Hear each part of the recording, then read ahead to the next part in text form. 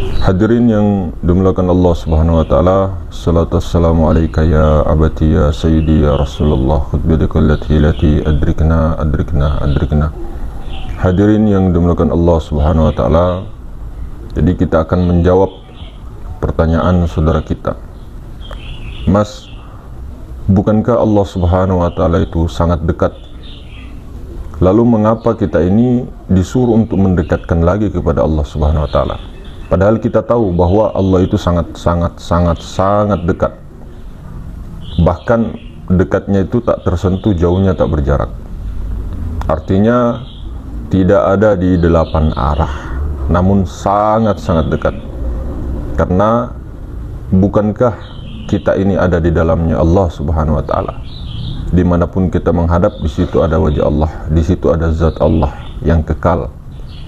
Lalu mengapa kita masih disuruh untuk taqarruban ilallah, mendekatkan diri kepada Allah, masih disuruh untuk menghubungkan diri kepada Allah, padahal kita ini kan hakikatnya di dalamnya Allah, mau ingat tidak ingat berjalan saja. Nah, hadirin yang dimuliakan Allah Subhanahu wa taala, begini sebenarnya. Jadi istilah-istilah untuk dekat kepada Allah padahal hakikatnya Allah Subhanahu wa taala itu tidak pernah jauh daripada kita, itu adalah kesadaran kita itu yang selalu hilang. Jadi kesadaran rasa cita zauqiyah batiniyah kita itu hilang. Jadi meskipun Allah itu sangat dekat, tak tersentuh, jauh tak berjarak, maha meliputi segala sesuatu, namun kita ini tidak dalam kesadaran Allah, tidak dalam kesadaran rasa kepada Allah itu, maka itu disebut hamba yang jauh, hamba yang tidak taat kepada Allah, hamba yang musyrik, hamba yang terhijab, hamba yang belum wasil. Nah, hamba-hamba yang ketika dia menghubungkan zauqnya, rasanya kepada Allah Subhanahu wa taala, maka itulah yang dikatakan hamba Allah, itulah yang dikatakan abdi Allah, itulah yang dikatakan Muhammad. Jadi semua ini diadakannya kita di sini semuanya itu tujuannya adalah untuk menjadi khalifah. Khalifah itu Muhammad. Nah, makanya ada contoh-contohnya 124.000 nabi, 124.000 wali-wali Allah Subhanahu wa taala, pewaris-pewaris wali, semuanya itu akan tetap ada. Itu semua adalah contoh-contoh para khalifah-khalifah seperti para nabi. Nah, itu semua Muhammad yang telah dizuhurkan Allah Subhanahu wa taala untuk diikuti. Itulah contohnya Muhammad, khalifah. Ya, semuanya kalau kita berbicara secara hakikat itu mazhar kenyataan Nur Muhammad. Yang Adam semuanya ini, Adam Hawa semuanya itu mazhar kenyataan Nur Muhammad. Sama juga dengan tadi ketika kita mengatakan bahwa Allah itu sangat dekat. Namun ketika kita ini tidak kembali menghubungkan rasa terhubung kepada Allah, maka itu dikatakan jauh. Maka apa penyebab faktor-faktornya? Itu dikarenakan kita masih banyak terhijab di alam bawah. Maka ada mengatakan kalau di kita di jalur Thariqatul Muhammadiyah, afdhalu dzikri fa'alam annahu la ilaha illallah. Sebaik-baik zikir itu adalah, yang utama itu adalah la ilaha illallah. Namun bukan hanya diucapkan saja, betul-betul pakai zauq, rasa cita batiniyah tadi, dan terhubung ketika mengucapkan itu. Nah, faktor-faktor kesalahan terbesar pada saat ini, kita mengucapkan la ilaha illallah hambar, seperti makan sayur tanpa garam, tanpa micin dan sebagainya, hambar. Karena tidak ada ilmu ma'rifat ilmu, tidak ada teori ilmu ma'rifat. Nah, kemudian ketika sudah teori ilmu ma'rifat, tidak ada jalan muraqabah, tidak ada jalan musyahadah, tidak ada jalan itu khalwat dan sebagainya. Nah, kita malah sudah merasa puas dengan kajian ilmu ma'rifat, ilmu tauhid, padahal itu ilmu teori. Nah, nanti amal ma'rifatnya ada di syariat, di tarekat syariat itu penyempurnanya. Nah, keduanya ini tetap selalu terhubung. Maka itulah tadi, hadirin dimuliakan Allah Subhanahu wa taala, Allah itu tidak jauh, betul-betul tidak jauh. Kan sudah semua tahu bahwa Maha Suci meliputi segala sesuatu. Dia tidak di depan, tidak di belakang, tidak di dalam, tidak di luar dan sebagainya. Karena kalau dikatakan ditunjuk di depan salah, tunjuk di belakang salah, kena hukum dia. Jadi dengan apa? Dengan rasa, dengan zauk itu meleburlah kepada maha ruang, maha suci itu. Nah baru diam diamnya di situ. Itulah yang sebenarnya Allah Ta'ala. Maka disinilah dengan kelupaan kita secara asbab ya, secara sebab-sebabnya itu karena kita itu jarang muraqabah, jarang mendekatkan diri kepada Allah melalui apa-apa yang telah diperintahkan oleh Rasul-Rasulnya, termasuk zikir, khalwat, uzlah, mendirikan sholat, ibadah-ibadah lainnya. Prakteknya akan di situ. Nah, jadi termasuk la ilaha illallah, la ilaha illallah itu adalah zikir paling utama. Kenapa? Ketika mengucapkan la ilaha illallah, betul-betul la ilaha itu ilah itu tidak ada sesuatu yang nampak ketika mengucapkan itu la ilaha, hilang semuanya. Jadi tidaklah kita mengucapkan la ilaha illallah lalu terpikir dunia, terpikir anak, terpikir istri, terpikir ini, terpikir itu, atau untuk mengucapkan la ilaha illallah untuk hajat kita, untuk kesaktian ini, untuk itu. Kembali kepada ketujuan utama. Tujuan utamanya ilahi anta maksudi waridhoka anta matlubi. Semuanya ke anta, antanya itu hu, aku, hakikatnya kepada si aku. Anta di sini yang dimaksud antanya maha suci yang meliputi segala sesuatu. Nah itu bukan sesuatu, meliputi segala sesuatu. Jadi tujuan kita memang betul-betul itu adalah yang bukan sesuatu. Nah, sambil la ilaha illallah tadi dengan cita rasa batiniah. Jadi hilang semua, pas illallahnya tembus kepada maha suci. Jadi tujuannya memang itu adalah untuk peleburan semuanya. Kita ini banyak berbeda paham, berbeda pendapat, ikhtilafiyah dan sebagainya itu di syariat, di ilmu syariat, di fikih itu banyak. Ilmu tasawuf pun masih banyak perbedaan pendapat. Kalau di tauhid tidak ada, sebenarnya tidak ada. Cuma istilah-istilahnya, kalam-kalamnya iya. Namun sebenarnya tauhid itu ketunggalan. Jadi ketika seseorang itu sudah di ketunggalan, sebenarnya masalah khilafiyah itu biasa saja, dan tidak ada gesekan rasa, gesekan apapun, tidak ada tersinggung, marah dan sebagainya. Nah, namun kembali tadi, tidak hanya tauhid saja, ada tasawuf, ada adab, ada akhlak, syariat. Nah, semua rasul-rasul diutus adalah menyempurnakan akhlak. Nah, mengenal Allah untuk menjadi khalifah dan menyempurnakan akhlak sebagai rahmatan lil alamin nantinya. Bukan kita belajar tarekat semakin merasa bangga, semakin hebat, semakin sakti, semakin bisa meramal, semakin bisa menerawang. Itu semua dibuang perkara-perkara itu. Itu semua sesuatu. Yang kita mau ini adalah mati. Mati di dalam kehidupan. Bukan mati, bukan diam kelulusan baru kita ini diam aja terus, tidak.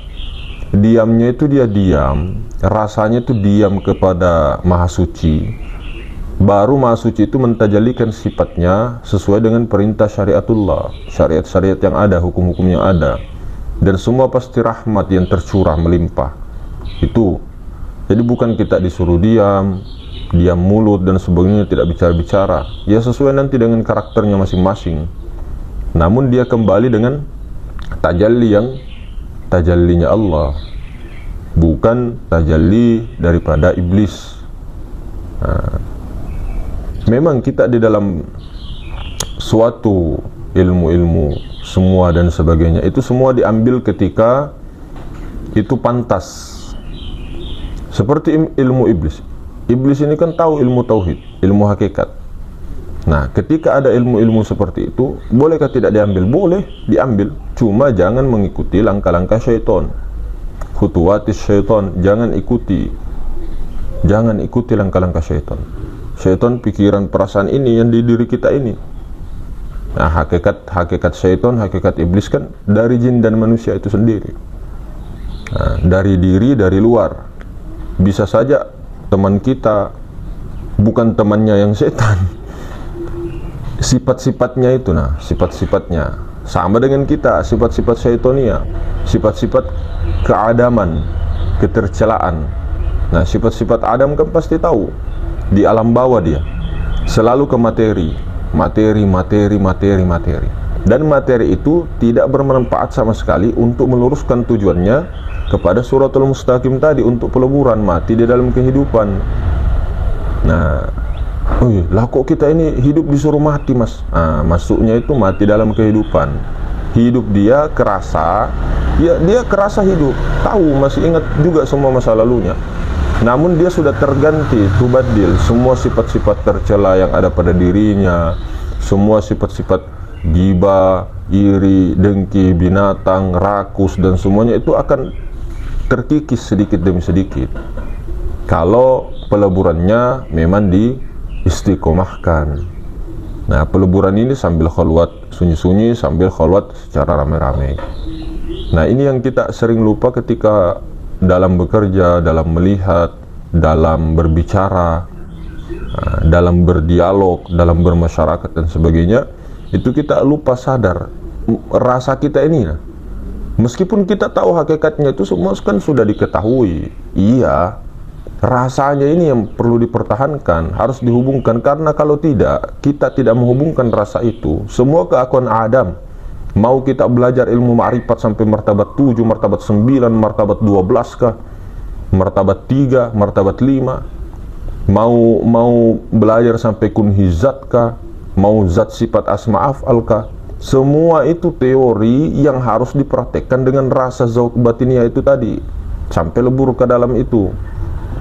Tidak hanya mengetahui saja, oh yang penting saya sudah tahu, pokoknya sholat, puasa, zikir. Tidak, dihadirkan rasa itu, hudurul qalbi, rukun qalbinya itu. Makanya apa yang ada di dalam sholat, mendirikan sholat itu ada 3 rukun, rukun fi'li, rukun qawli, rukun qalbi, itu dibawa juga keluar sholat. Jadi apa-apa yang di dalam sholat itu, ketundukan, tawajuh dibawa juga keluar sholat, di luar daripada mendirikan sholat.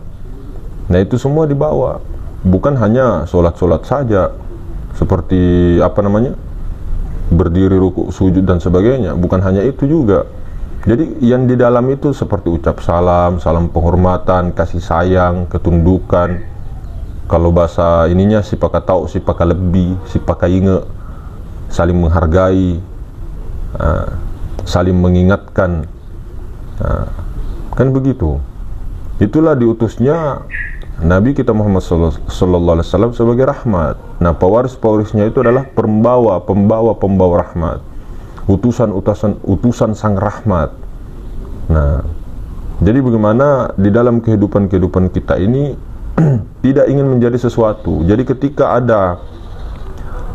seandainya ada ucapan-ucapan yang keluar terus terjadi, dia tidak ini dalam hatinya, oh iya, ini gara-gara saya. Terjadi gempa di sana ini gara-gara perkataan saya. Ini terjadi dia kecelakaan gara-gara saya tadi dalam hati kretek.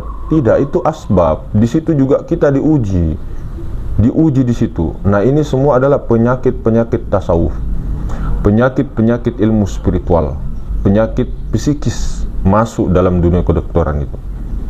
Jadi perasaan-perasaan yang mengaku ini, kalau bukan karena saya, itu asbab, Pak. Asbab itu tidak ada bekas. Kalaupun terjadi itunya, itu langsung kembali kepada Allah. Bukan kita itu ketika sudah mengatakan begini begitu, ada perasaan bahwa oh gara-gara saya, cepat-cepat istighfar.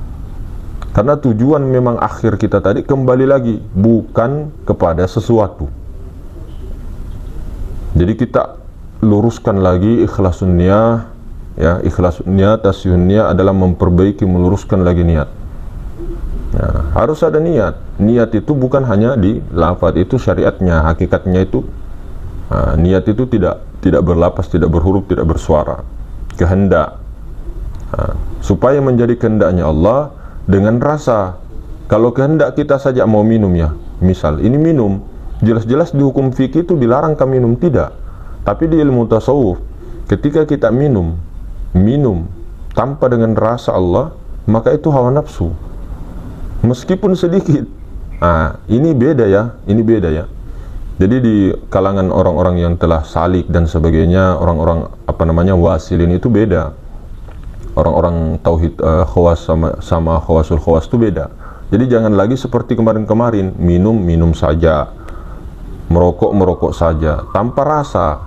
Nah itu dihadirkan dulu. Misal kalau mau minum, lihat dulu minum. Jangan langsung kita minum saja begitu saja, tidak. Hanya bermodalkan bismillahirrahmanirrahim, tidak. Dipandang dulu. Kalau orang sudah biasa tanpa lama sedetik pandang langsung minum bisa. Ini kalau kita dalam pelajaran dipandang dulu Nur Muhammad. Nah baru ada kehendak mau minum, minum. Mau makan, oh ada ini kehendak, oh lapar saya, ada tanda-tandanya. Oh saya mau makan ini. Diam dulu, leburkan dulu. Baru kalau ada kehendak makan, makanlah di situ. Itulah perintah-perintah Allah yang dikalamkan melalui sir tembus ke nurani. Itu yang diikuti. Jadi apa-apa yang dilakukan itu makanya disuruh bismillahirrahmanirrahim, atas nama Allah yang Maha Pengasih lagi Maha Penyayang. Bismillahirrahmanirrahim, atas nama. Bukan hanya mengucapkan bismillah, basmalah, tapi tidak dengan rasa Allah. Nah itu yang kita selalu teledor. Nah di sini mari kita kembali lagi, saudara-saudaraku semua. Saya mengingatkan diri saya pribadi. Jadi semua kita bukan menuju kepada sesuatu, tapi yang bukan sesuatu.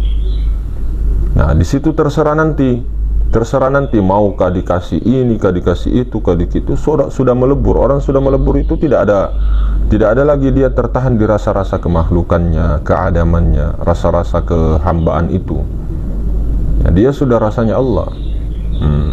Jadi sekalipun dia diberikan tajalli sifat jamal ketika mengucapkan salawat dan menangis, itu tidak jadi masalah. Itu justru kelezatan, itu kenikmatan, itu kenikmatan.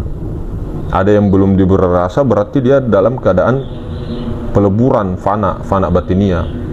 Nah malah orang-orang yang sering menangis dalam salawat, dalam zikir dan apa, itu sudah diberi rasa. Bahkan dia bisa jadi bako. Dia sudah lebur dalam kefanaannya. Dia sudah fana di dalam kefanaan. Beda fana di dalam kefanaan. Nah, ketahuilah hal itu. Jadi mungkin begitu hadirin. Mudah-mudahan kita semua tetap istiqomah, diamalkan oleh Allah Subhanahu wa taala amal ma'rifat. Kemudian syariat-syariatnya diperbaiki sedikit demi sedikit secara syariat, secara ikhtiar dengan kudrah iradahnya Allah. Seperti itu. Assalamualaikum warahmatullahi wabarakatuh.